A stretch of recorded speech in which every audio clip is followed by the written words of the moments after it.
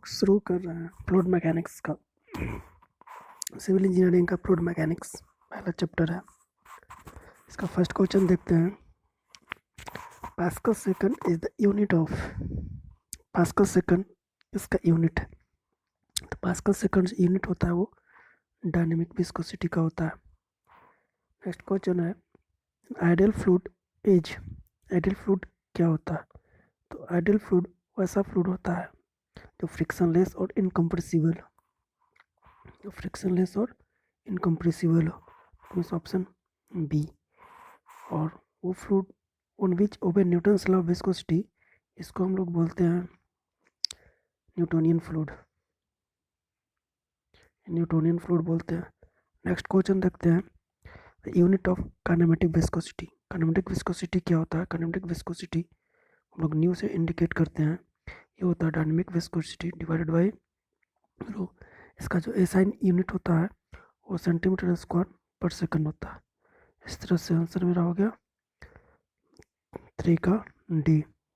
Next question देखते हैं if the dynamic viscosity of fluid is 0.5 poise and specific gravity is 0.5 then the kinematic viscosity. तो kinematic viscosity बराबर हम लोग अभी देखें nu is equal to mu divided by rho, दोनों को डिवाइड करेंगे तो इस तरह से मेरा आंसर हो जाएगा 1। नेक्स्ट क्वेश्चन है the viscosity of A gas, viscosity of gas बोल रहा है। तो विस्कोसिटी ऑफ गैस जो होता है, viscosity of gas directly proportional होता है टेम्परेचर के, और लिक्विड का जो विस्कोसिटी होता है वो इन्वर्सली प्रोपोर्शनल होता है टेम्परेचर। तो गैस पूछ रहा है तो डायरेक्टली प्रोपोर्शनल होगा टेम्परेचर के, तो डायरेक्टली प्रोपोर्शनल को increase with increase the temperature. Next question देखते हैं 6 नंबर Newton's law, Newton's law of viscosity relate to, Newton's law of viscosity क्या रिलेट करता है? तो हम लोग पर जानते हैं न्यूटन्स लॉ जो होता है विस्कोसिटी जो रिलेट करता है tau is equal to mu d u by d by it is change in velocity या वेलोसिटी ग्रेडियंट, या इसको और लिख सकते हैं म्यू इज म्यू, इसको और लिख सकते हैं mu into d theta by means shear, change in shear strain. तो इंटेंसिटी ऑफ प्रेशर नहीं, ये रिलेट करता है shear stress and rate of angular deformation. इस तरह से मेरा आंसर बी हो गया। जो न्यूटन्स लॉ ऑफ विस्कोसिटी है जो रिलेट करता है shear stress and rate of angular deformation. इसका हम लोग फार्मूला देख लिए, shear stress is equal to mu d theta by d t कर सकते हैं, या फिर mu d u by d y कर सकते हैं। नेक्स्ट क्वेश्चन पे आता है the rise of liquid of specific weight rho gamma in a capillary tube of radius R is given by. तो राइज ऑफ लिक्विड पूछ रहा है, लिक्विड का राइज जो होता है लोग देखते हैं, इसका फॉर्मूला होता है 2 sigma cos theta divide by rho g r. तो रो जी का वैल्यू दिया हुआ है, रो गामा दर लगे और कोस थीटा 1 मान लेते हैं। तो इस तरह से जो मेरा आंसर हो जाएगा वो, इस तरह से जो आंसर हो जाएगा मेरा 2 sigma divide by gamma r, इस तरह से आंसर सी। नेक्स्ट क्वेश्चन देखते हैं 8 number the surface tension of water, surface tension of water जो होता है डायरेक्टली प्रोपोर्शनल होता है, इन्वर्सली प्रोपोर्शनल होता है टेम्परेचर के, सर इन्वर्सली प्रोपोर्शनल तो टेम्परेचर के। Surface tension of water is inversely proportional to increase with decrease the temperature. Surface tension of water और viscosity of water both are the inversely proportional to temperature. एक question शायद छूट गया। 8 number question है the intensity of pressure develop by point, intensity of pressure दिए हुए हैं, surface tension दिए हुए 0.75 एंड ड्रॉपलेट ऑफ वाटर दिए हुए इतना। तो पूछ रहा है प्रेशर, तो प्रेशर इज इक्वल टू होता है फॉर ड्रॉपलेट ऑफ वाटर के केस में 4 सिग्मा बाई डी। 4 दिया हुआ है, सिग्मा का वैल्यू डालेंगे और डी का वैल्यू डालेंगे, दोनों को सॉल्व करेंगे तो इस तरह से मेरा आंसर 0.4 आ जाएगा, 0.4 newton centimetre square. Next question देखते हैं, ये हो गया हम लोग सरफेस टेंशन का। Surface tension of water directly proportional to inversely proportional temperature. Next question देखते हैं। 1 किलो पास्कल, 1 किलो पास्कल कितना होता है? 1 kilo pascal is equal to 1000 newton per metre square, ऐसा यूनिट इसका होता है। 1 kilo pascal is equal to 1 newton. इस तरह से इसका आंसर दे दिया। नेक्स्ट क्वेश्चन देखते हैं 11th number. If liquid has greater cohesion than adhesion, कह रहा है कि अगर कोहेजन फोर्स ग्रेटर है एडेशन फोर्स का, if the liquid has greater cohesive than adhesion with solid, then liquid in the capillary, liquid capillary में क्या होगा? तो फर्स्ट ऑप्शन है the rise with concave surface upward। Cohesion अगर greater होता है तो ये नॉन बेल्टिंग केस में हो जाएगा। It is non Belting case होगा। नॉन बेल्टिंग केस होगा। नॉन बेल्टिंग केस के केस में ये, अगर मेरा बीकर है, नॉन बेल्टिंग केस में है convex surface upward, non wetting है तो theta is greater than π/2। Non wetting होगा और थीटा ग्रेटर देन π/2 होगा। तो π/2 कब होगा? जो इस तरह से बनेगा मेरा, डाउनवर्ड में होगा। इस तरह से एंगल जो है मेरा ग्रेटर देन π/2 है। तो depress with convex surface upward, नीचे की ओर जाएगा। अगर कोहेसिव फोर्स ग्रेटर होता है एडहेसिव फोर्स के, तो ये नॉन बेल्टिंग कंडीशन होता है। थीटा जो होगा वो ग्रेटर देन होता है π/2 का, और π/2 का ग्रेटर देन होगा, ये डाउनवर्ड नीचे की ओर जाएगा। तो मेरा डिफरेंस हो जाएगा नीचे की ओर, और थीटा इस दोनों के बीच का एंगल, सरफेस बीकर का सरफेस और ये दोनों के बीच का एंगल होता है थीटा। इस तरह से आंसर मेरा हो जाएगा 11th का D, depress with convex surface upward. Next question देखते हैं। Exam the following four statement. Surface tension is due to cohesion only. Surface tension जो होता है ओनली कोहेजन की वजह से होता है, ये सही है। Capillary is due to adhesion only, नहीं, कैपिलरी जो होता है सरफेस टेंशन एंड एडहेशन दोनों के केस में होता है। तो इस तरह से बहुत में ये हो गया, तो 1 और 4 सही है मेरा, that is C. Next question देखते हैं। Pressure of 200 kilo pascal is equivalent to a head of x metre of carbon tetrachloride of relative density दिया हुआ है, प्रेशर दिया हुआ है, तो हेड पूछ रहा है x का वैल्यू कितना होगा। तो इसको हम लोग सॉल्व करते हैं। तो 2200 पास्कल है, 200 को किलो पास्कल को हम पास्कल में डाल लेते हैं। इसको इक्वेट करते हैं किससे? रो जी एस से 1.59 into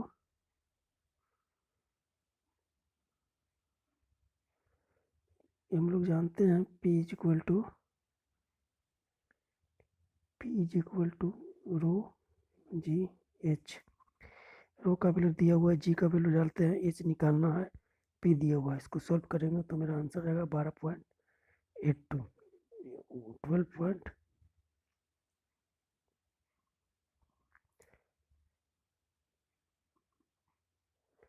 12.12।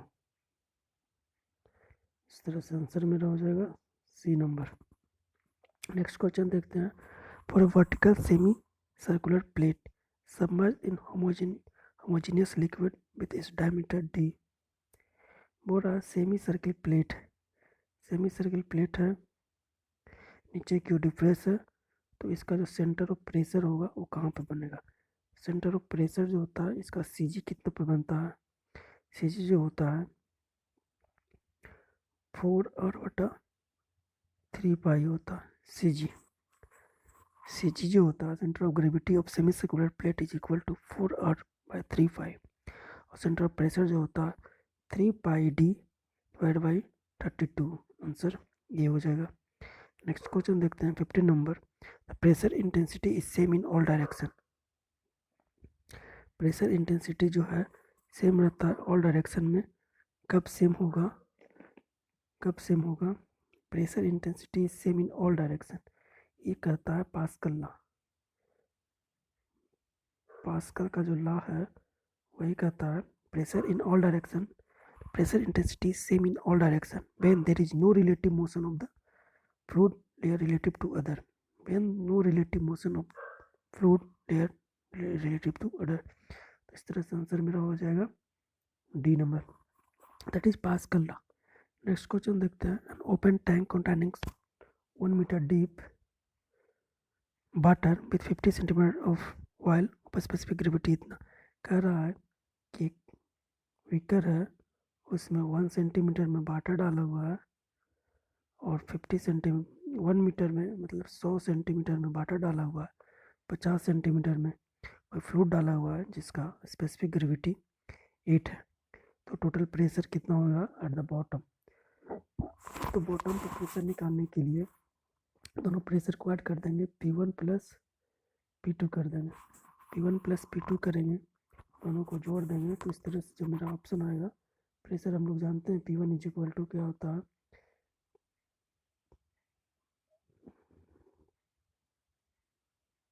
P1 is equal to क्या होता है,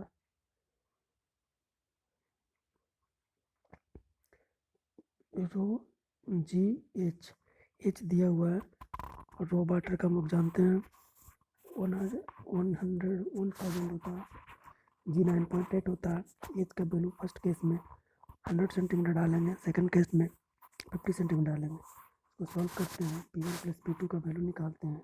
यहाँ से जो मेरा ऑप्शन आएगा 14 आ रहा है। नेक्स्ट क्वेश्चन देखते हैं। The position of centre of pressure on a plane surface immerse vertically in a static mass. तो सेंटर ऑफ प्रेशर जो होता है किसी भी बॉडी का, सेंटर ऑफ प्रेशर जो होता है ऑलवेज ग्रेटर देन होता है सेंटर ऑफ ग्रेविटी का। Centre of pressure is always greater than centre of gravity. तो इस केस में क्या होगा, centre position of centre of pressure on a plane surface image vertically in a static fluid mass is always below the center of area। तो always below हो जाएगा। Next question, always below में centre of pressure जो होता है greater depth होगा centre of gravity का। Next question पे आते हैं। The vertical triangular area with vertex downward है and altitude h has a base lying on the free surface of water liquid, the center of pressure below the free surface। Base surface से कितना centre of pressure होगा, तो Cg इसका होता है h/3 होता है इस कंडीशन में Cg फ्रॉम अपर पार्ट। तो इसका जो Cg होगा सेंटर ऑफ प्रेशर जो होगा h/2 होगा। नेक्स्ट क्वेश्चन देखते हैं। The total pressure on a plane surface incline at an angle theta with horizontal is equal to. तो टोटल प्रेशर जो होता है जब भी होता है तो परपेंडिकुलर डायरेक्शन में लगता है। किसी भी प्लेन पे प्रेशर जब भी लगता है किसी भी प्लेन पे तो परपेंडिकुलर डायरेक्शन में होता है। तो प्रेशर फोर्स कितना होगा, pressure force into area that is total pressure, ये हो जाएगा ए नंबर। 20 नंबर क्वेश्चन है। A vertical rectangular plane surface is submerged in water such that top and bottom surface are 1.5 metre and 6.5 metre rest respectively below the free surface. कह रहा है कि एक rectangular surface है, ये मेरा water surface है, यहाँ से 1.5 जो है 1.5 पर ये है और 6 पर ये है। तो पूछ रहा है the position of centre of pressure का पोजीशन क्या होगा। सेंटर ऑफ पोजीशन निकालने के लिए हम लोग फॉर्मूला जानते हैं सेंटर ऑफ प्रेशर का। Centre of pressure is equal to होता है x bar plus moment of inertia about Cg sine square theta divide by area into x bar हम लोग निकाल लेंगे। एक्स बार कितना हो जाएगा, एक्स बार रेक्टेंगुलर दिया हुआ है, ऊपर 1.5 था नीचे 6 है। तो इस तरह से जो मेरा रेक्टेंगुलर का डेप्थ जो हो जाएगा, रेक्टेंगल का लेंथ जो हो जाएगा वो कितना हो जाएगा 3 पॉइंट, रेक्टेंगल का जो डेप्थ हो जाएगा, रेक्टेंगुलर का जो डेप्थ होगा वो 6 माइनस 1.5। इस तरह से मेरा हो जाएगा 4.5 हो गया ये, इसका डेप्थ 4.5 हो गया। अगर इसका सी जी निकालेंगे तो सी जी जो होगा x bar is equal to 1.5 plus 4.5 divide by 2 C G हो जाएगा।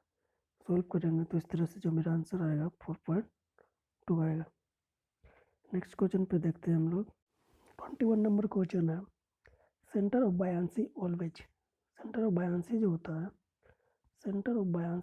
है always coincide with the centre of volume of fluid displace, जो वॉल्यूम डिस्प्लेस करता है उसका जो सेंटर होता है, सेंट्रॉइड होता है, उससे कोइंसाइड करता है। इस तरह से आंसर मेरा बी हो गया। नेक्स्ट क्वेश्चन है, if the wait of body emerge in A fluid exceed the Bayern force, अगर वेट ऑफ बॉडी है, किसी वेट का अगर बॉडी डब्ल्यू है जो एक्सीड कर जाता है बायन फोर्स है, that means force of buoyancy से, तो क्या होगा? तो weight of body is increase the buoyancy force, then the body will be sink, body भी होगा पानी सिंक कर जाएगा, नीचे की ओर वो सिंक करेगा। Tend to move downward and it's minus sink. Next question है, metacentre height for a small value of angle of heel is distance between, metacentre height क्या होता है? मेटा सेंटर हाइट जो होता है distance between metacentre point and centre of gravity, centre of gravity and metacentre point के बीच का जो डिस्टेंस होता है उसी को मेटा सेंटर हाइट कहते हैं, that is answer B. Next question है, a floating body is said to be in state of stable equilibrium, floating body कह रहा है, फ्लोटिंग बॉडी जो है स्टेबल इक्विलिब्रियम में कब होता है? तो फ्लोटिंग बॉडी के केस में अगर Meta centre height is greater then center of gravity of a body, then that is called a stable equilibrium. तो when the meta center height is 0, नहीं meta center height 0 नहीं होगा, when the meta center is above the center of gravity, answer भी हो जाएगा। for stable equilibrium के लिए stable कर रहा है तो meta center height is greater than center of gravity, when the meta center is below, अगर below आता तो ये अनस्टेबल के लिए होता है। फ्लोटिंग बॉडी के केस में अगर अनस्टेबल पूछे तो Meta centre height is below, Meta centre is below the centre of gravity. Next question पे आते हैं, increase the Meta centre height, Meta centre height जब इंक्रीज करते हैं तो क्या होता है? Increase the Meta centre height, जब मेटा सेंटर हाइट को इंक्रीज करते हैं तो किसी बॉडी का स्टेबिलिटी जो है वो इंक्रीज करता है, स्टेबिलिटी इंक्रीज करेगा और कंफर्टनेस जो है वो डिक्रीज करता है। इस तरह से जो हम लोग का जो बार वाला जो प्लेन होता है, बार प्लेन जो होता है उसका जो मेटा सेंटर हाइट काफ़ी बनता है, इसलिए वो जिस तरह से टर्न कर जाता है स्टेबिलिटी उसमें बहुत ज़्यादा होती है। इसको हम बार एयर स्पेस के लिए या फिर एयरफोर्स वगैरह जो प्लेन यूज होता है वो सब प्लेन का ज़्यादा होता है मेटा सेंटर हाइट, इसलिए वो स्टेबिलिटी ज़्यादा होता है उसमें। नेक्स्ट क्वेश्चन है, rectangular block 2 metre long 1 metre wide and 1 metre deep float in water, the depth of immersion is 0.5 metre. कह रहा है कि तो if the water weight 10 kilometre, water का वेट जो हुआ 10 मीटर, तो पूछ रहा है कि इसमें निकालना क्या है, then weight of the block, weight of block निकालने के लिए वेट ऑफ ब्लॉक निकालने के लिए क्या करेंगे, इक्वल करेंगे बायांसी का, बायांसी कितना हो जाएगा, बायांसी जानते हैं भी रो जी, भी होता है वॉल्यूम डिस्प्लेस्ड, वॉल्यूम डिस्प्लेस्ड कितना होगा, वॉल्यूम डिस्प्लेस्ड होगा 0.5 डाला होगा, तो 0.5 इंटू जी जी के वैल्यू हम लोग जानते हैं 9.8 होता है, या फिर इसको 10 मान लेते हैं, और रो का वैल्यू जानते हैं 1000 होता है। इसको सॉल्व करेंगे तो हम लोग का जो आंसर आ जाएगा भी रो जी, रो वाटर बायएंसी फोर्स वेट निकाल लेंगे यहाँ से, किसका वेट निकलेगा, बॉडी का, और वेट वाटर वेट दिया हुआ 10, इस तरह से इसका आंसर हो जाएगा 10।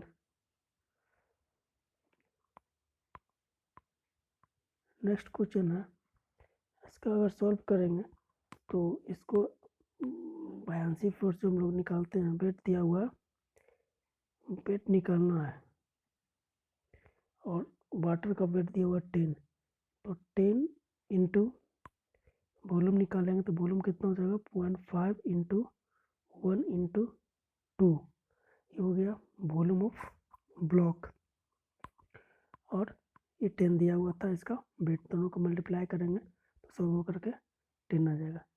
नेक्स्ट क्वेश्चन देखते हैं, द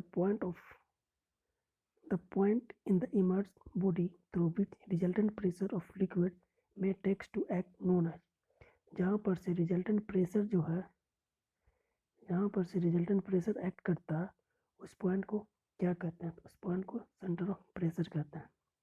नेक्स्ट पॉइंट है, if a vessel containing liquid move downward with constant acceleration equal to g, if a vessel containing liquid, एक वेसल है जिसमें लिक्विड है, downward with constant acceleration, constant है, नीचे की ओर मूव कर रहा है, तो क्या होगा,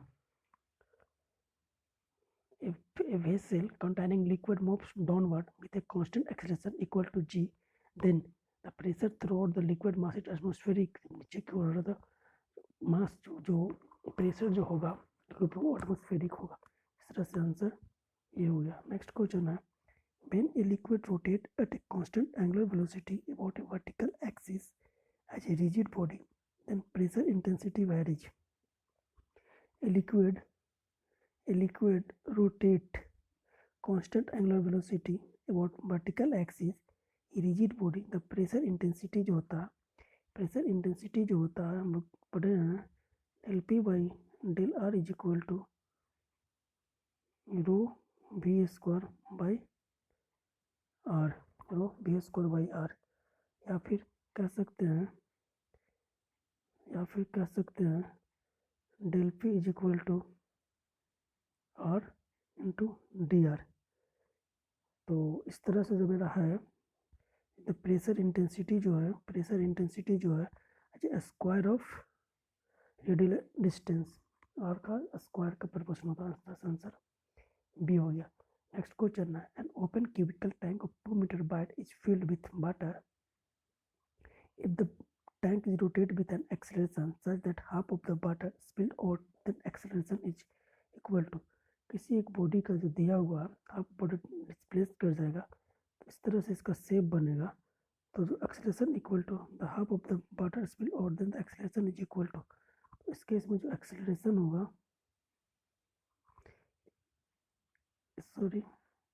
an open cubical tank of 2 meter side is filled with water if the tank is rotated with an acceleration such as half of the water spilled out, then the acceleration is equal to, acceleration जो equal होगा, acceleration जो होगा वो जी होगा। इसका हम लोग अगर मान लिया जाए इस तरह से फिगर बनाते हैं तो बाल इस तरह से बनता है, तो एक्सेलरेशन निकालने का जो फॉर्मूला होता है वो tan theta is equal to a by g, tan theta by a by g, तो ये बराबर ये हो जाएगा, ये लेंथ बराबर ये लेंथ हो जाएगा, तो ए बराबर जो होगा acceleration is equal to G. Next question पे आते हैं, right circular cylinder open at the top is filled with liquid and rotate about its vertical axis at such a speed that half of the liquid is spilled out, and the pressure intensity at the center of bottom पे क्या होगा, तो इस पे अगर half निकल जाता है तो इस तरह से इसका बनेगा, तो वाटर आधा स्प्लिट आउट हो जाता है, तो इस तरह से इसका डायग्राम बनेगा, तो बॉटम पर जो बनेगा प्रेशर वो 0 होगा। तो इस तरह से इसका आंसर हो गया ए। नेक्स्ट क्वेश्चन पे आता है, the horizontal component of force on A curve surface, curve surface जब होता है तो इस पर दो तरह का फोर्स होता है, एक हॉरिजॉन्टल कंपोनेंट, एक वर्टिकल कंपोनेंट। तो हॉरिजॉन्टल कंपोनेंट जो होता है, जो product of pressure intensity at its centroid area the product of pressure intensity, नहीं ये नहीं होगा, ये होता है projection of vertical force, force on the vertical projection of the curve surface. Horizontal component ये हो जाएगा wait of the liquid vertical above the curve surface, that is हो जाएगा वर्टिकल कंपोनेंट।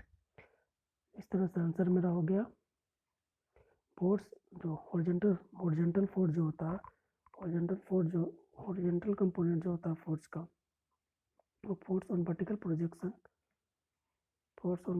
प्रोजेक्शन पे जो उसको प्रोजेक्शन पे जो निकालते हैं वो हो जाता है। नेक्स्ट क्वेश्चन पे आते हैं। The closed tank containing water is moving in a horizontal direction along a straight line at constant speed. The tank also contains a steel ball and a bubble air. एक कह रहा है कि एक vehicle है जिसमें एक बॉल है और कुछ पानी भरा हुआ है, मूव कर रहा है, डिक्सेलरेट कर रहा है। जब ये डिक्सेलरेट करेगा तो क्या होगा? जब ये डिक्सेलरेट करेगा तो the ball will move front. इसको डिक्सेलरेट करेंगे तो बॉल जो है आगे की ओर मूव करेगा और बबल जो है पीछे की ओर मूव करेगा। इस तरह से 1 और 4 आंसर हो गया। नेक्स्ट क्वेश्चन है eddy viscosity of turbulent, eddy viscosity for turbulent flow. Eddy viscosity जो है फ्लो पर डिपेंड करता है, one depend upon flow. Next question है flow at constant rate through a tapering pipe each. Tapering pipe का जो flow होता है कांस्टेंट रेट है और टैपरिंग पाइप है, तो कांस्टेंट रेट है मीन्स स्टेडी हो जाएगा और टैपरिंग है तो नॉन यूनिफॉर्म हो जाएगा। इस तरह से स्टेडी और नॉन यूनिफॉर्म हो गया, 1 और 4 आंसर हो गया। नेक्स्ट क्वेश्चन पे आते हैं। If two dimensional compressible steady flow around an airfoil, the streamlines are 2 cm apart, a great distance। दिया हुआ क्या 2 डायमेंशनल है incompressible steady flow around airfoil to airfoil, streamlines 2 cm apart, great distance from the airfoil, but the velocity 30 meter per second, the velocity near the airfoil where the distance। जब 2 centimetre apart है तो velocity 30 metre पर second है, तो 1.5 centimetre पर apart रहेगा, तो velocity कितना होगा? एयरफॉल केस में है, एयरफॉल केस जो होता है और नेचुरल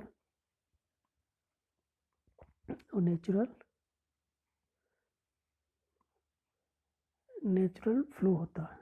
एयरफॉयल जो होता है वो नेचुरल फॉयल है। नेचुरल फॉयल के केस में होता है जो भी inversely proportional to are.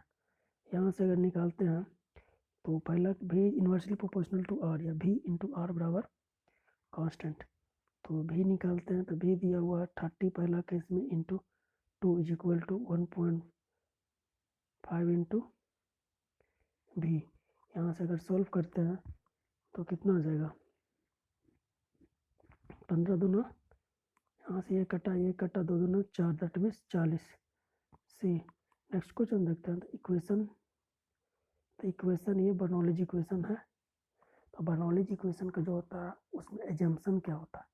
Bernoulli's equation का एजम्पशन जो होता है वो स्टेडी, ठीक है, फ्रिक्शन लेस होता है, इनकम्प्रेसिबल होता है, अलोंग स्ट्रीम लाइन। ये सही है, इस तरह से आंसर हो जाएगा। यूनिफॉर्म नहीं होता। तो इस तरह से आंसर मेरा हो जाएगा बर्नौलीज इक्वेशन का steady, friction less, incompressible and along the stream line. Next question पे आते हैं। When the velocity distribution uniform, the velocity distribution uniform है over the cross section, the correction factor for momentum, तो momentum correction factor कितना होगा? Momentum correction factor जो होता है इसका इक्वेशन जो होता है v बाई v का square into D A divide by A. Uniform है, 0 से a तक निकालेंगे, इसको सोल्व करेंगे तो मेरा आंसर 1 आएगा। इस तरह से मोमेंटम करेक्शन फैक्टर 1 होगा। List possible value of correction factor for list possible value of correction factor for kinetic energy is 0। कह रहा है लिस्ट पॉसिबल कितना हो सकता है, तो काइनेटिक फ्रैक्शन का भी और इसका भी दोनों का जो होता है मिनिमम पॉसिबल लिस्ट पॉसिबल कितना हो जाएगा, वो 1 हो जाएगा। काइनेटिक एनर्जी का भी 1 और मोमेंटम का भी 1। इस तरह से ऑप्शन मेरा हो जाएगा 2 और 4 डी। नेक्स्ट क्वेश्चन पे आते हैं 40 number. The velocity is 0 over half of the year. Half में 0 है, section area uniform over the, मतलब हाफ में 0 है और फिर हाफ में यूनिफॉर्म चल रहा है। वेलोसिटी अगर 0 से ज़्यादा है तो a/2 तक, फिर ए तक, यहाँ तक 0 है और आगे में यूनिफॉर्म है।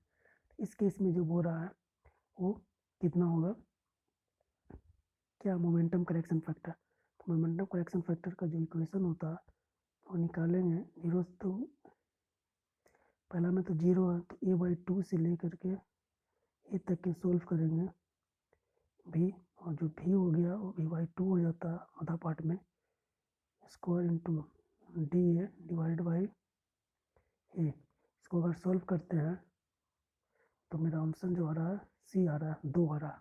हाफ में अगर 0 है और हाफ में यूनिफॉर्म है, इस कंडीशन को अगर हम सॉल्व करते हैं तो मोमेंटम करेक्शन फैक्टर का जो वैल्यू है वो सी है, 2 आ रहा है। नेक्स्ट क्वेश्चन पे आते हैं। द वेलोसिटी इज 0 ओवर, अभी बोल रहा है 0 ओवर 1/3 में 0 है, uniform over remaining 2/3, means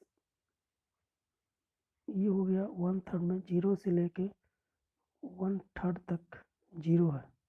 velocity 0 over 1/3, second area uniform over remaining 2/3, और बाकी जो बचा 2/3 में, बाकी 2/3 में बचा वो यूनिफॉर्म है। तो काइनेटिक एनर्जी फ्रैक्शन पूरा, तो काइनेटिक एनर्जी फ्रैक्शन जो होगा, काइनेटिक एनर्जी का जो इक्वेशन होता है उसको निकालेंगे। कहाँ से निकालेंगे, 2 पार्ट में निकालना पड़ेगा इसको। पहले 0 से लेकर के a/3 तक निकाल लेते हैं।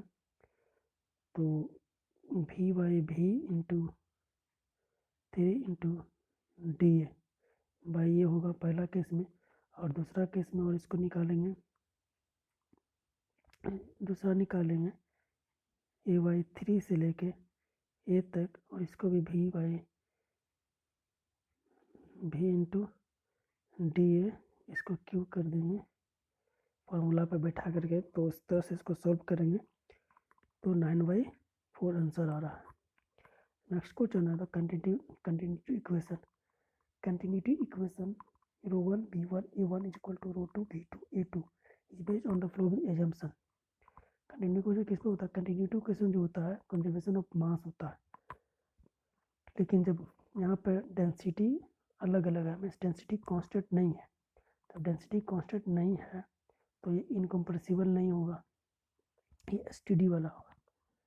इस तरह से आंसर हो जाएगा ए। नेक्स्ट क्वेश्चन पे आते हैं। The most general form of Bernoulli's equation P Y W plus V square by 2g plus Z is equal to constant conservation of energy.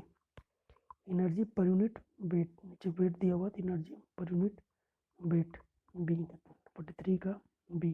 Next question है which of the flowing velocity potential satisfy the continuity equation। Continuity equation को कौन सा satisfied कर रहा है, continuity equation को satisfied करने के लिए उसको लैपलेस इक्वेशन को फॉलो करना पड़ेगा।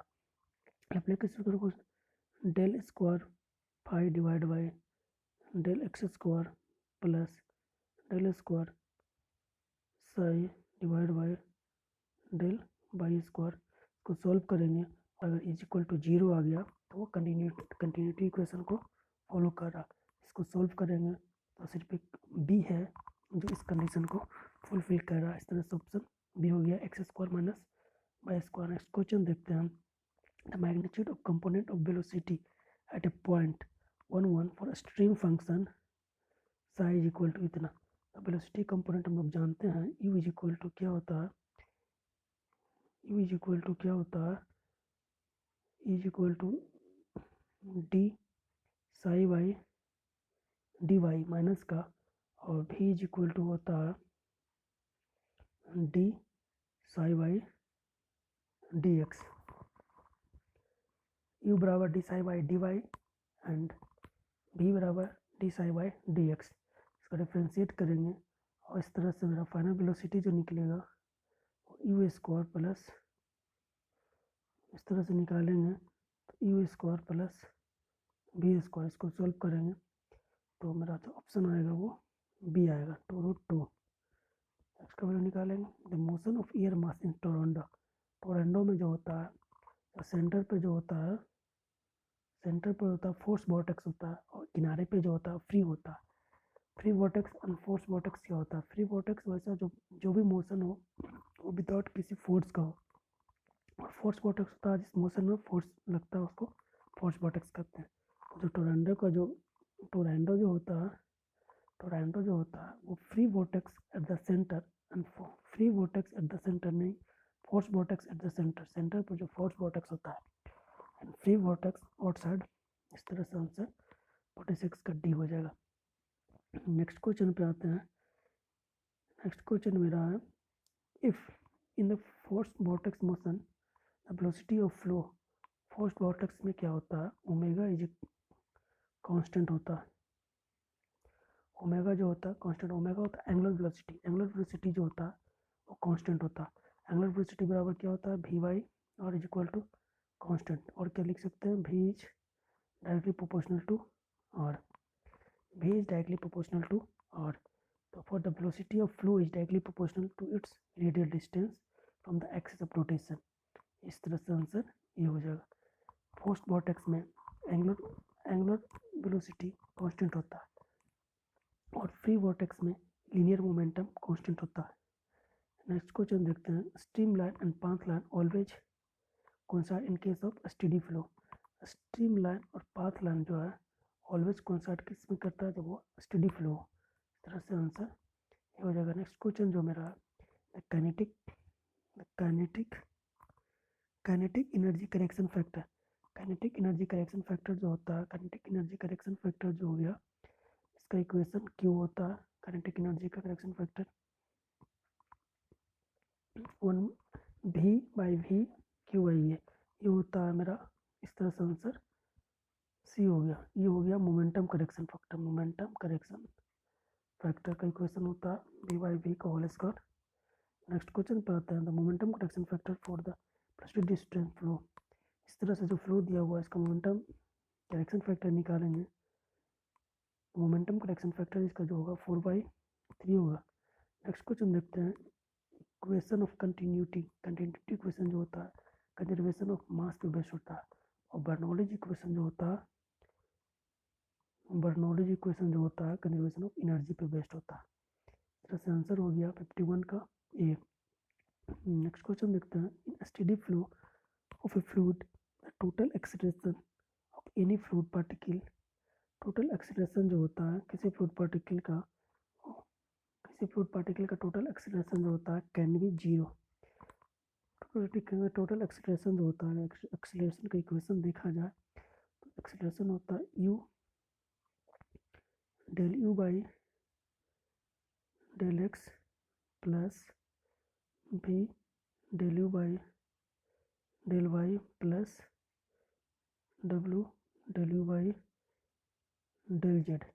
एक्स डायरेक्शन का अगर एक्सीलरेशन निकालते हैं तो इसको बोलते हैं कॉन्वेक्टिव एक्सीलरेशन, और एक होता है इसी में और ऐड करेंगे, इस इक्वेशन में और ऐड करेंगे local acceleration du by dt। तो du by dt plus u du by dx plus v du by dy plus w du by dz।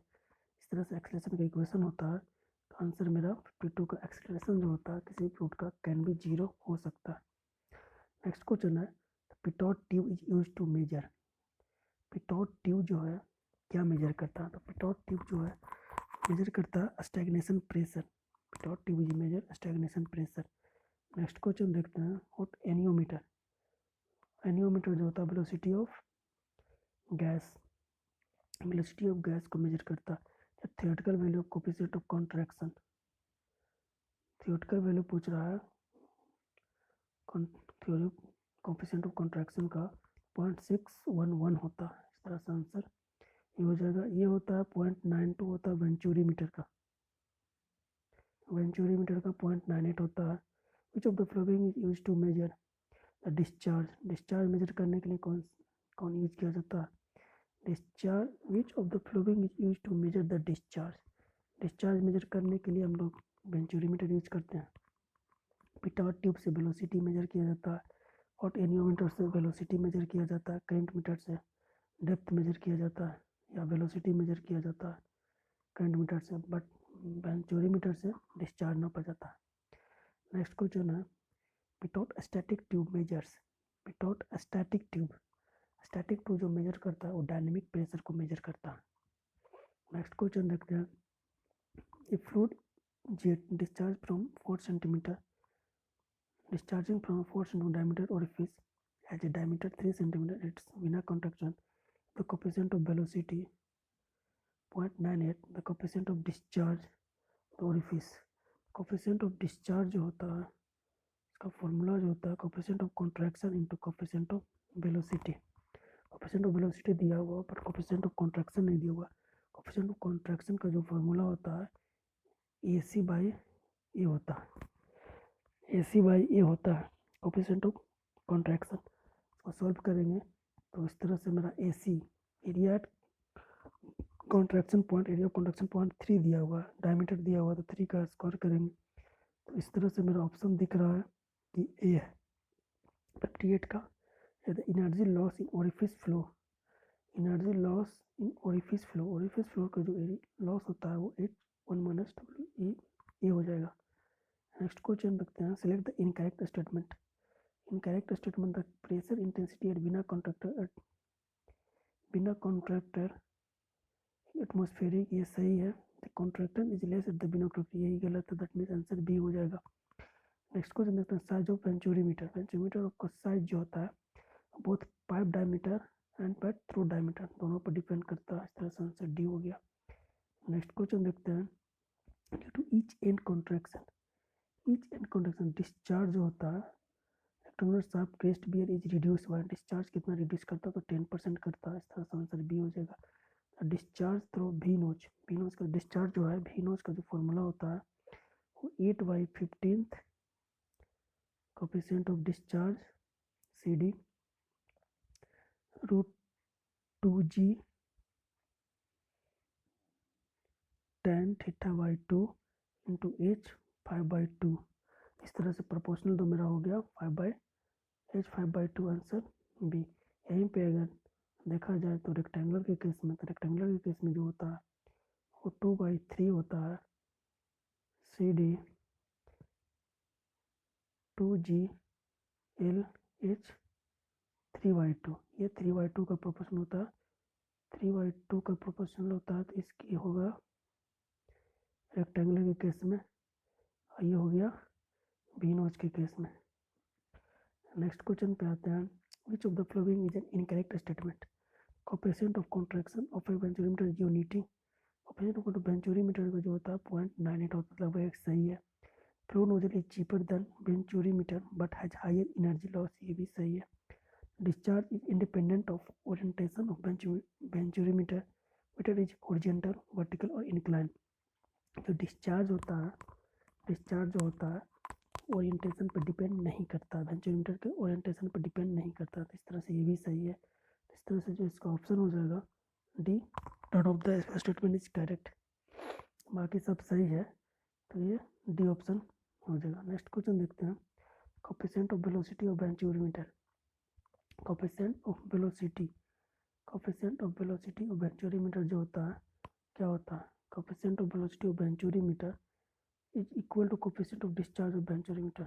Coefficient of velocity लगभग बराबर होता है डिस्चार्ज का, तो 65 का सी हो जाएगा। Next question, pressure at the summit of siphon, siphon के समिट पर जो प्रेशर होता है वो लेस होता है एटमॉस्फेरिक प्रेशर से, लगभग 1/3 of atmospheric pressure. Pressure at the summit of siphon, siphon पर जो प्रेशर होता है लगभग 1/3 ATM होता है। नेक्स्ट क्वेश्चन है, डेल साइज होता है, कैन इंडिकेट करा, डिस्चार्ज को इंडिकेट करा। नेक्स्ट क्वेश्चन देखते हैं 68 number, coefficient of velocity for ब्रोडामोथ फिश रनिंग फुल के केस में पूरा, रनिंग फुल के केस में जो हो जाएगा, रनिंग फुल के केस में 0.76 होता है हैंग फुल हो जाएगा। ये mod force plus running full, ये होता है एक्सटर्नल के केस में, ये होता है सिलेंड्रिकल के केस में। इस तरह से इसका आंसर सी हो जाएगा। नेक्स्ट क्वेश्चन देखते हैं। Coefficient of discharge for totally submerged orifice as compare to that for orifice discharge free is, slightly less हो जाएगा। Coefficient of discharge for totally submerged orifice as compare to that orifice discharging free, discharging free जो है वो slightly less रहता है इससे। Next question देखते हैं। The major loss of energy in long pipe, long pipe में जो मेजर लॉस होता है वो फ्रिक्शन की वजह से होता है, स्ट्रेस आंसर में हो जाएगा। Coefficient of contraction for external cylindrical mouthpiece, cylindrical के में 1 होता है। इस तरह से आंसर ये हो गया। नेक्स्ट 72 नंबर देते हैं। Which of the following has highest coefficient of discharge, highest coefficient of discharge किस में होता है? कोफिशिएंट ऑफ डिस्चार्ज सबसे ज़्यादा वेंचुरीमीटर में होता है, तो वेंचुरीमीटर आंसर मेरा बी हो जाएगा। नेक्स्ट क्वेश्चन है। In Sutro weir discharge is proportional to, Sutro weir में जो डिस्चार्ज होता है वो डायरेक्टली प्रोपोर्शनल होता है एच का। नेक्स्ट क्वेश्चन है। The discharge over a broad-cased beer is maximum when the depth of flow is, discharge is broad-cased beer is maximum, discharge maximum कब होगा? अब डेप्थ 2h/3 होना चाहिए, जब डेप्थ 2h/3 हो जाएगा तो डिस्चार्ज मैक्सिमम होगा। The discharge through a Cipolletti weir is given by, discharge होता है सेम होता है, चिप्लोटी जो हो गया वो ट्रेपेजोइडल के टाइप का होता है, ट्रेपेजोइडल बोले तो रेक्टेंगुलर में ये होगा, ये केस हो गया। और 8/15 होता है तो वो भी नॉच में होता है। इस तरह से आंसर इसका ए हो गया। 76 नंबर देखते हैं। Equation tau is equal to minus del P by del L R by 2 flow for through circular tube where tau is shear stress and distance R from centre is applicable to, ये जो होता है किसके लिए applicable है? तो laminar और turbulent दोनों के लिए एप्लीकेबल होता है। इक्वेशन शियर स्ट्रेस का ratio of maximum velocity to average velocity of steady flow between fixed parallel plate, plate के बीच में बोल रहा।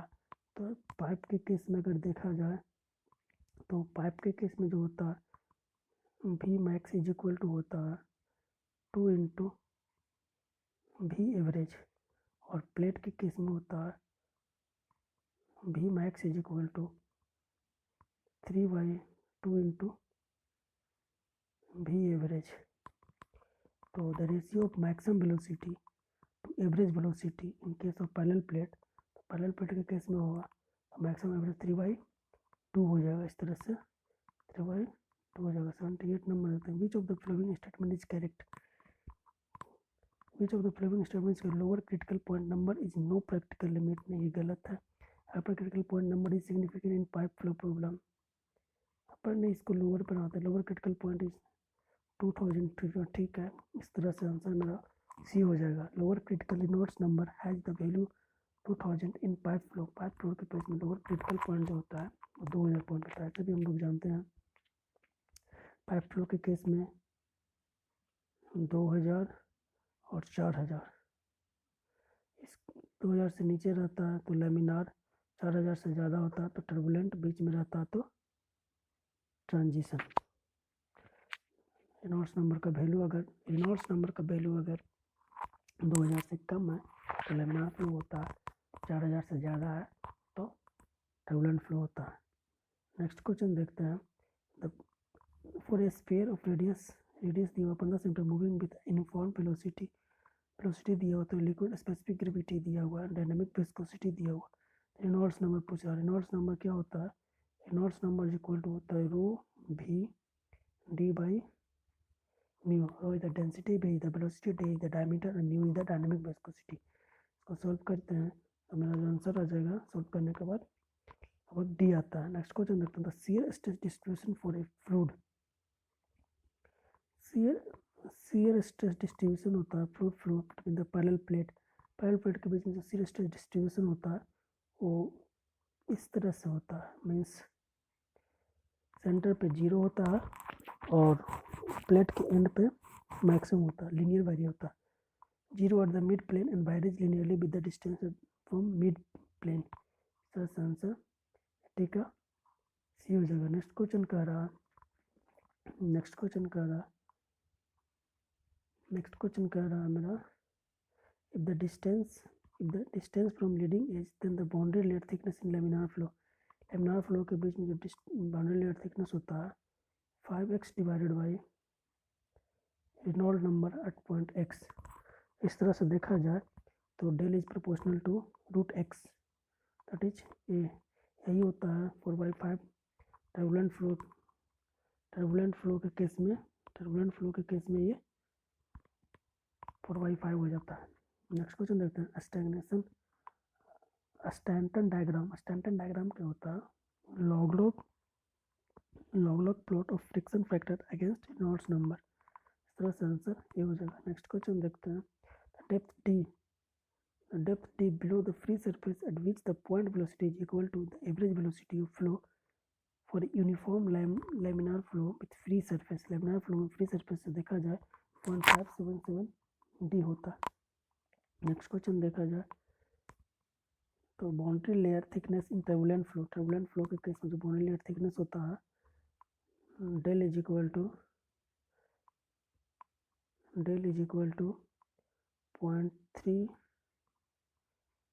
0.375x divided by Reynolds number at point x का पावर 1/5 होता है। इसको सॉल्व करेंगे तो x डायरेक्टली प्रोपोर्शनल, x का प्रोपोर्शनल होता है 4/5 का लेमिनार के केस में, ये होता है लेमिनार के केस में, ये होता है टर्बुलेंट के केस में। नेक्स्ट क्वेश्चन देखा जाए, the distance by from pipe boundary at which the point velocity is equal to average velocity for turbulent flow के केस में जो होता है वो 0.23। इसका निकालने का फॉर्मूला है v minus base A divided by b is equal to 5.75 log by divided by r plus 3.75। इसको सॉल्व करेंगे तो आंसर वैल्यू आ जाएगा 0.7। ये होता है लेमिनार के केस में। जो होता है distance from average velocity is equal to average velocity by from boundary layer which the point velocity is equal to average velocity in case of laminar 0.223 r, and laminar के case में जो होता है r/√2 पर होता है, that means 0.707 r पे। Next question पे देखते हैं, if a sphere of diameter 1 centimetre fall in a castor oil kinetic viscosity, diameter दिया हुआ, विस्कोसिटी दिया हुआ, वेलोसिटी दिया हुआ, कोएफिशिएंट ऑफ ड्रैग निकालना है। Coefficient of drag is equal to होता है 24 डिवाइड बाई आर ई हो गया रेनॉल्ड्स नंबर का वैल्यू निकालते हैं। रेनॉल्ड्स नंबर क्या होता है? रेनॉल्ड्स नंबर होता है rho v d by mu. रो दिया हुआ है, भी दिया हुआ, डी दिया हुआ, म्यू दिया हुआ। सॉल्व करेंगे तो इसके बाद सी डी का फॉर्मूला लगा देंगे 24 बाई आर ई। सॉल्व करने पर इसका जो वैल्यू होगा 160 आ रहा है। नेक्स्ट क्वेश्चन देखते हैं, in case of an airfoil the separation of flow कब होता है? सेपरेशन ऑफ फ्लो जब भी हो एक्सट्रीम रियर बॉडी पे, that is a. Next question देखते हैं, when an ideal flow past a sphere, तब स्फीयर से पास कर रहा है, अभी आइडियल फ्लूइड है, तो इस केस में क्या होगा? इस केस में टोटल ड्रैग 0 हो जाएगा। ड्रैग क्या होता है? ड्रैग जो फोर्स लगता है इन फ्लो डायरेक्शन में। ड्रैग जो होता है फोर्स इन फ्लो डायरेक्शन, और एक लिफ्ट फोर्स होता है। लिफ्ट फोर्स जो होता है परपेंडिकुलर डायरेक्शन में, फ्लो का परपेंडिकुलर डायरेक्शन में ये लगता है। The direction of lift force is perpendicular to flow direction and drag force is parallel to flow direction.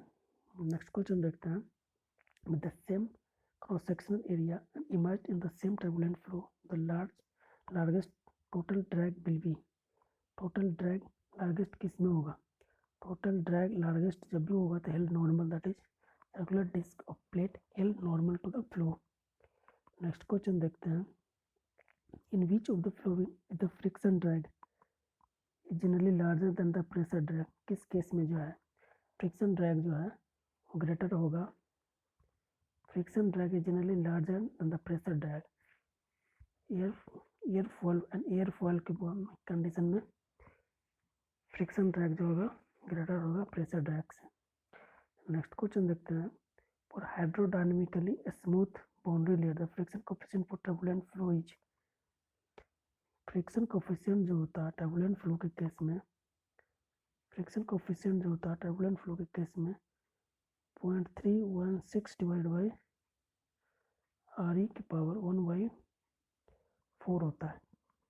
इस तरह से depends only on Reynolds number.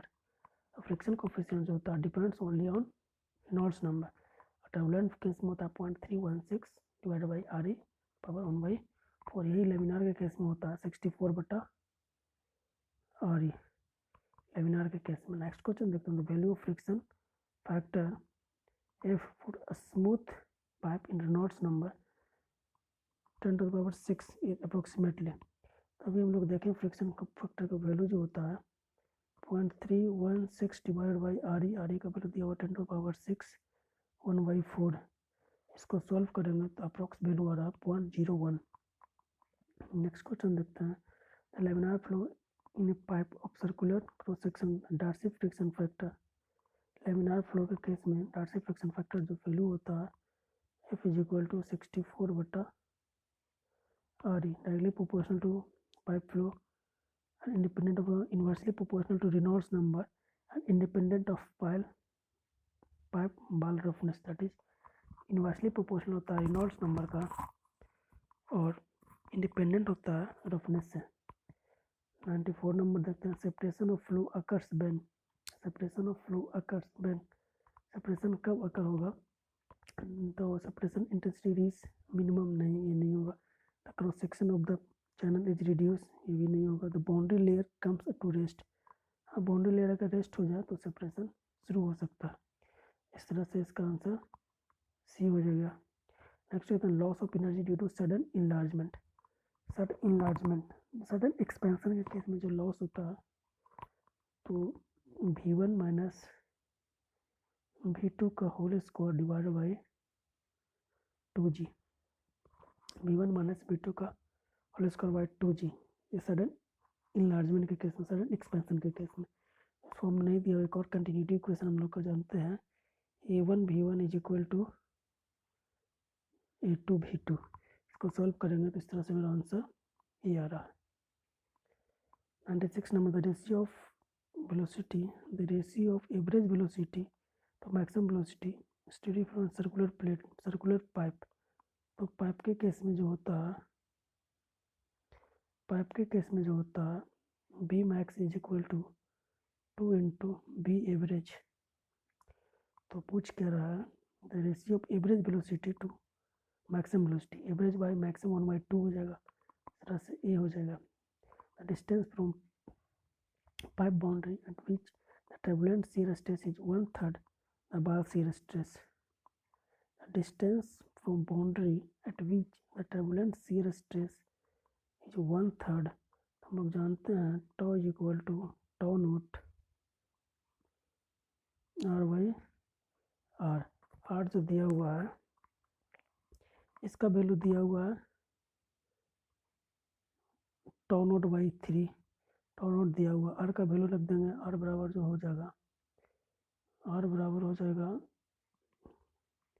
कहाँ से पूछा, डिस्टेंस फ्रॉम पाइप बाउंड्री, ये होता है R 0 से होता है, लेकिन बाउंड्री से बोल रहा है तो R माइनस बाई। इसको सॉल्व करेंगे, R की जगह पर R माइनस बाई, टॉ की जगह पर टॉ नोट बाई 3। इसको सॉल्व करेंगे तो 2/3 R आ रहा है आंसर 97 का सी।